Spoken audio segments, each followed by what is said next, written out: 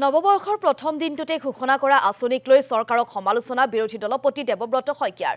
ৰাইজৰ সমস্যা আৰু সমাধান কংগ্ৰেছ আৰু বিৰোধী দলেহে কৰিব পাৰিব বুলি মন্তব্য দেৱব্ৰত শইকীয়াৰ। গৰিমা শইকীয়া গাৰ্গে চাৰ্জশ্বিটক লৈ দিয়া ফেচবুক পোষ্টৰ সমৰ্থন দেৱব্ৰত শইকীয়াৰ। সমান্তৰালকৈ যাদৱ পায়েঙৰ মোলাই কাঠনিত দুষ্কৃতিকাৰীয়ে কৰা ধ্বংস লীলাক লৈও সমালোচনা দেৱব্ৰত শইকীয়াৰ। এই সন্দৰ্ভত কেন্দ্ৰলৈ চিঠি লিখিছে বুলিও মন্তব্য কৰিছে দেৱব্ৰত শইকীয়াই। মুখ্যমন্ত্ৰী ডাঙৰীয়াই আজি বিভিন্ন ঘোষণা কৰিছে, মই শুনি আহিছিলোঁ। বিভিন্ন ধৰণৰ ডাঙৰ ক'ৰবাত প্ৰজেক্ট হ'ব বুলি কৈছে।